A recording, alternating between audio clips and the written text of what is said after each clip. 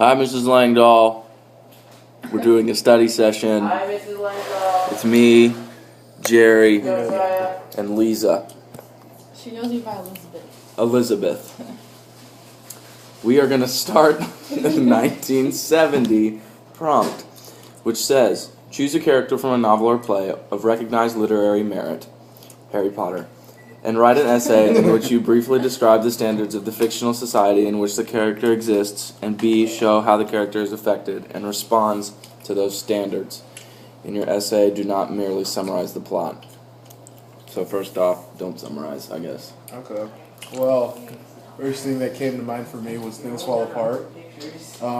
You guys remember how we read it an awful long time ago, say about 2 years. You think about the society Okonkwo's in, all those changes rapidly happening.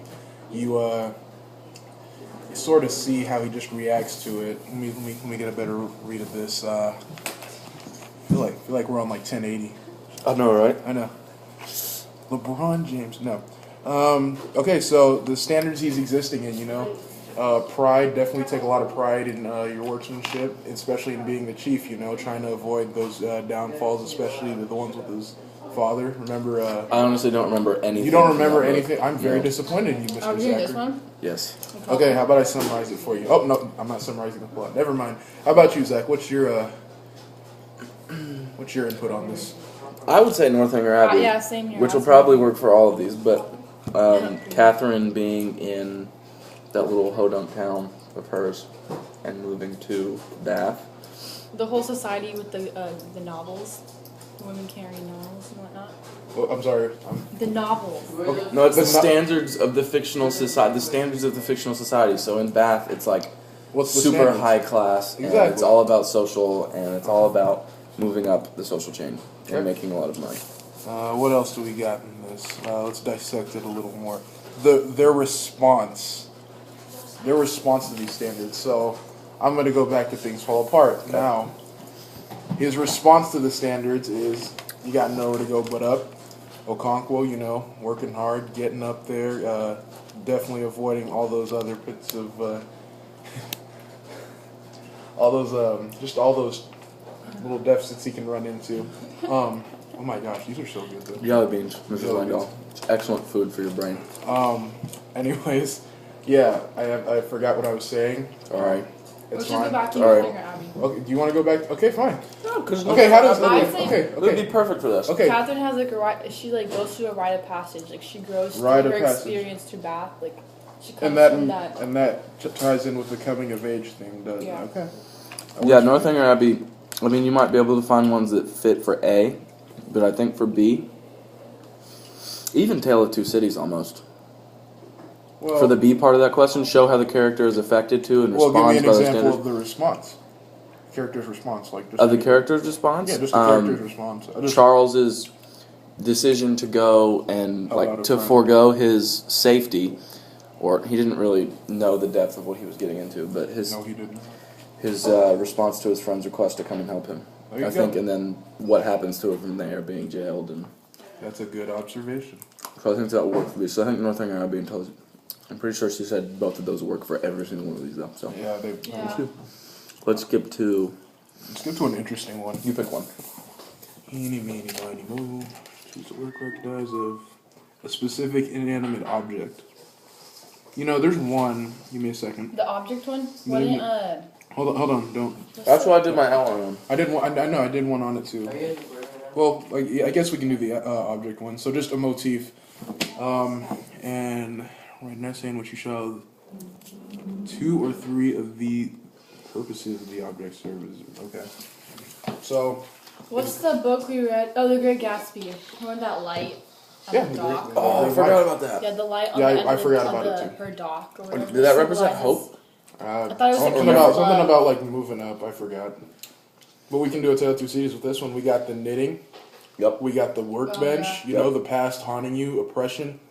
We got wine, but that's so played out. I don't even want to talk about it. With Sorry. the fountain. The wine cask. We got the coin, The coin. representing a human's life. Just a flip, just a coin. I like that. I didn't know that. Did she explain that, or did Mr. Brown explain that in your I class? forgot. No, I think Well, It's not because I wasn't paying attention. I was listening so well. I just so much knowledge, and there's knowledge in there. I just gotta find it. When I wrote the outline, I did what's her face? Lucy's golden hair, kind of representing hope. Oh yeah, there you go. There you go. But I don't know if that's an inanimate object or not. Well, it's not alive, is it? Well, dang it. It's Yeah, made of it's protein. You can, it grows. you can eat it after you work out. Bobby's hair. What? After he finishes working out. You can finish up. Okay, back to the hair. It would count What else as an did I animal. say? I said the grass in the mouth of the aristocrat that got hung What Yeah, about, symbolized like a what sort about the of revenge. graveyard? Now, think about like, this. Crutcher goes digging the graveyard because that's his There you go, you got the occupation. grave- It's like you got Telson. foreshadowing like death or whatnot. Actually, I think Telson's bank does a better job of that. You see the money piling up from Oh, just yeah. people. But let's try to dig in a little deeper to these objects. So, what's an example we can take? Okay. Thank you, Joe. Okay, sorry, Ms. Lingo. Someone's knocking on my door right now. I was like, oh, That's my little brother. You'll have him in 2 years. Yeah, we're going to put our paper in our mail. Okay. So, yeah. I wanted to give that. Thank you so much. My brother's just getting paid from the dinner or something. And then she Okay. wanted me to do the, So, anyways, what was I saying? Guys, what was I saying? We'll add an extra minute or two for this. Of course we will. Of course we will. Guys, what were we talking about? We were talking about inanimate objects. Telson. Oh yeah. Let's go in a little deeper on some other ones. I don't know if there's. I think we've hit all the ones from Tale of Two Cities. Well, we did them. Oh, I mean, okay, I think we should explain a little bit. Popcorn. Sorry, Mrs. Langdon. I like popcorn. Thanks. Thank you, Mrs. Abney. Northanger Abbey. What? Oh. What? In the chest. The chest. Remember when she Mystery. opens that one chest? With the papers in it. Well, it's just like plain, like, but she builds it up for so long. It's because she was in the whole like idea of like the Yeah, novel. she's still confusing fiction and reality. Yeah. All the above. What else? I don't know. What other symbols do you see in there? I honestly can't think of anything else from Northanger Abbey. off the top of my head. I'm having a hard time thinking. What about the countryside? No, we're talking about inanimate objects. I mean, that's definitely something we can build off. But I didn't mean to shoot you down. On to next. How about Hamlet? Hamlet? Okay, we can do York's skull. That's pretty representational. I have no idea. Oh, and what how it he is. says like their skull Uh, once had a tongue in it that could speak once. Yeah, I don't. Oh, yeah. That was my quote. Really? Yeah. I don't remember that one. Alas, For everything that lives must die, passing through nature to eternity. That's fine too. Yeah. Hamlet. Well, Something. how about this? To be or not to be? Touche. Just kidding. But Lisa, pick the next prompt, please.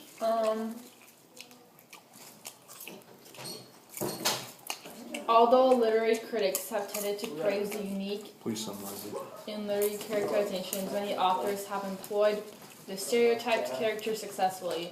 Select one work, which you know, write an essay, show the conventional or stereotyped character functions to achieve the author's purpose. Now, Northanger we could Abbey- immediately say Northanger Abbey. Well, but is she a stereotypical character? Because she's Isabella. not But hey, around. guess what? Guess what? Isabella, yeah. Yeah, there you go. There's Isabella. But guess what? We also have Hamlet. Remember Ophelia?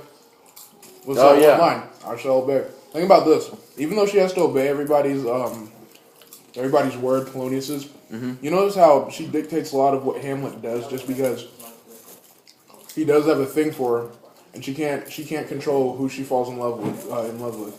But at the same time, it's like Polonius's word can sort of use her as, in a sense, I don't know, like a puppet, catalyst. I don't really know how to word it, but in a sense, she is controlling a lot of the storyline.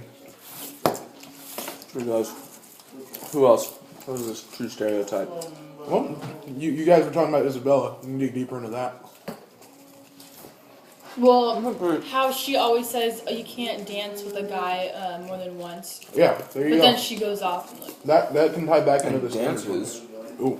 Dances with two guys. Henry. No, that's not his name. That's sorry. That's Catherine's. You know, James, brother. You Yeah. know her brother, James. James Moreland. Who's the other one? Is it? It's not Captain. No, It's not General. No, it's not general, but I think it's Captain. Mr. Tony? No. Okay, so like she Captain? dumps. Yeah, it's Captain. I'm pretty sure it's She Captain. dumps James for Cap. Because I know General Tilney is the dad. General Tilney's that's the Yeah, head. it is. General Tilney's another super stereotypical Oh, character. there you go. Except for the garden part. Gardening. That's where it. Yeah, his like. But I think his control of the clock, representing like the control of time and just wanting absolute power, is pretty stereotypical of a man. There you go. Did you guys do Electra? Either one of you? I did. You did? Is there anyone that is stereotypical? I didn't do Electra. Well, you can take the complete opposite of stereotypes. I mean, Electra herself, poor slave girl. Instead of abiding and just like floating on the fly, she decides, hey, let's take some initiative. You know, long lost brother comes by. Let's go get some revenge. So there's an example. I didn't like that story at all, so I didn't do it. Why didn't you do it? I liked it. I don't know. When we were reading it in class, I just didn't like it. Well, it's really good when it comes to like topics of like justice. You know, whether it's justified to kill out of I like death most of a loved one. Okay, what's another one? All right, pick. You're up. Mm-hmm. Flying by this one. Ooh, choose a complex and important character in a novel or a play of recognized literary merit who might, on the basis of the character's actions alone, be considered evil or immoral. Well, you can. So, one action or one character's actions, you think is evil. Why? Was Hamlet the guy that married Hamlet's mom? Claudius. Claudius, his how uncle. How he killed There you go. Hamlet's father. That's a good example. So, throughout the whole entire play, Claudius is seen as like the bad guy from Hamlet's perspective because he like hates him. I would even say Hamlet to some point, depending on who you are, because To an extent. because the whole play is just about him basically finding out his father's dead and then trying to get revenge. And his vengeance. There's little breaks along the way, but some people would say that's completely immoral. Mm-hmm. We also have Madame Defarge, Tale of Two Cities. Oh yeah. Ooh. She has no remorse for any of the people she kills. I mean, you got her. I was so happy when what's her face killed her. Mrs. Pross. Pross, yeah. Yeah. If you watch the thing, it's a pretty epic fight scene. I like that. That was a cool book. I like Tale of Two Cities. It was super slow in the beginning, but it picked up. Oh yeah, Yeah. really slow. Anyone else? I mean, you got if you go back to Electra, remember his mom, Clytemnestra? I'm trying to think. Clytemnestra. I remember her name just because it was so hard to spell. I know, that's all. Is there any in Northanger Abbey? I can't really think of any. Isabella, just because Isabella. she cheats on James. Yeah, that's pretty much it. Alright. Ooh. A critic has said that one important measure of superior work of literature is its ability to produce in the reader a healthy confusion of pleasure and disquietude. Oh, crap. I didn't like this one. Didn't we do this one in class? I have a feeling I know we did it at some point because I remember hearing that. No, I think we did it. I think we had to do it on an essay, actually. Yeah, an essay like before AP boot camp. Way before that. But healthy confusion. Well, what's a healthy confusion, guys? Anything that we've read so far this year. Anything we can't understand. What is it? Pleasure and disquietude? So I would say pleasure. You could say Hamlet because it makes you kind of... Go straight to my thighs, Steven. No, okay. Excellent. Because throughout the whole thing, it's this quest for revenge, which might cause people to question their. So own. it's just works on how you interpret it. Like it does have it's ambiguous. It does have But there's a part with in the graveyard where it's funny, like everyone. clown. Yeah, you have that comic relief. Comic relief's important. Well, I think everything we've read this year has pieces of that in it. I think it's huge chunks. Elements of Time. I don't really like that one. Throw out a spicy one. Ooh. This one, 1987, would work well for Tale of Two Cities, I think. Let me hear it. Some novels and plays seem to advocate changes in social or political attitudes or in traditions. Yeah. Briefly note the particular attitudes or traditions that the author apparently wishes to modify. Well, I think kind of the greed. message of there you The go. greed in Tale of Two Aristocracy. Cities. Just the social structure overall. Yeah. Big comment on that. But then you also see how too much irrationality and too much passion when it's flipped, because you see Madame The Defarge going modeling. on this killing spree. You see that when it's just flipped, it just